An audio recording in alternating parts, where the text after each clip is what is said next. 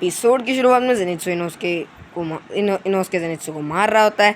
ये देखकर तांजीरो को गुस्सा चढ़ जाता है और एक ही मुक्के में उसके सिक्स पैक पे मारता है, जिससे उसकी हड्डी टूट जाती है।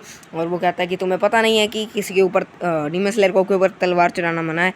वो कहता है कि फिर तुम हाथों से करो। फिर वो दोनों एक दूसरे से लड़ाई करने लग जाते हैं और तांजीरो गिरता है, इनोसुके गिरता है और फिर तांजीरो को फील आती है कि वो किसी सुअर से लड़ रहा है। जब उससे लड़ता है वो उसे रोकने के लिए अपने सिर से उसके ऊपर सिर मारता है और वो कहता है कि मुझे नहीं पता, तुम्हें मुझसे फ़ाइट करनी होगी। वो फिर भी नहीं टिकता, वो कहता है कि मुझसे फ़ाइट करो और वो फ़ाइट करने लग जाते हैं। उसके बाद वो बेहोश हो जाता है एकदम से।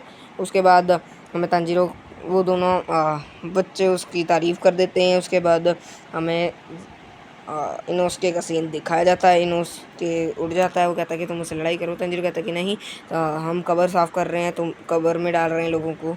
वो कहता है कि तुम मेरे साथ ऐसा करो, पर वो कहता है, मैंने उसके साफ मना कर देता है। उसके बाद हमें उनके क्रोज़ का सीन दिखाया जाता है।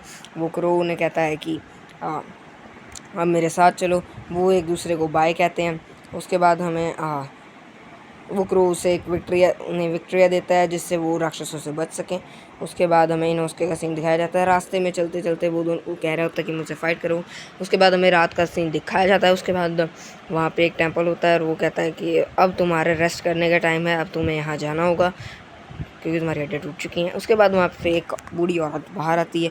वो कहती है कि तुम्हारा स्वागत है विक्ट्रिया फैमिली में। उसके बाद वो उन्हें पहनने के लिए कपड़े देती है और उन्हें खाने के लिए खाना देती है, जिससे जेनित्सु को थोड़ा सा शक होता है कि ये मॉन्स्टर हैं, लेकिन वो तीनों खाना खाते हैं। उसके बाद उनमें बातचीत होती है कि उनमें काफ़ी बातचीत होती है। उसके बाद उनका चेकअप कराया जाता है। वो डॉक्टर कहता है कि तुम्हारी कुछ हड्डियाँ टूट चुकी हैं। उसके बाद हमें रात का सीन दिखाया जाता है। वो लेटे हुए होते हैं और विक्ट्रियस फैमिली के बारे में बात कर रहे होते हैं कि एक बार डीमन स्लेयर कॉर्प्स ने विक्ट्रियस फैमिली को बचाया था। इसके बाद से वो इनकी रक्षा करते आ रहे हैं और डीमन स्लेयर कॉर्प्स की हेल्दी और सारी चीज़ें उनको प्रोवाइड करता है। उसके बाद तांजीरो उससे पूछता है कि तुम डीमन स्लेयर कॉर्प्स में ज्वाइन क्यों? कहता है कि एक लड़का मुझे चैलेंज कर रहा था कि चैलेंज किया था और मैंने उसे मारा, इसलिए मैं डीमन स्लेयर। तांजीरो को कहता है कि तुमने एक डीमन के साथ लेने चलने की क्या? तांजीरो कहता है कि तुम्हें ये पहले से पता था, मुझे लग गया था, उसके लिए भी तुमने थैंक यू। उसके बाद भी तुमने ऐसा किया, थैंक यू। उसके बाद वो उसमें से आवाज़ आनी शुरू हो जाती है। जेनित्सु ये देख कर डर जाता है और तांजीरो कहता है कि तुम मुझे बचाओ। तांजीरो कहता है डरने की कोई बात नहीं है। उसके बाद वो उसके बाद जाता है कि तुम मुझे बचाओ। वो एक लात मार के उसके पास ही उसे फेंक देता है।